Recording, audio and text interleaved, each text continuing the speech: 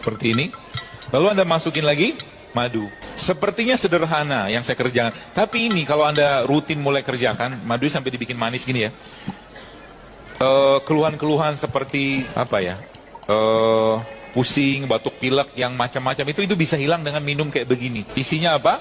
Tadi kan jeruk nipis, garam sama madu, udah gitu doang. Dan ini kalau ibu-ibu rutinkan minum kayak begini, yang tadi ususnya tadi yang begini itu dia kerekat lagi. Sesimpel itu ngobatinnya coba.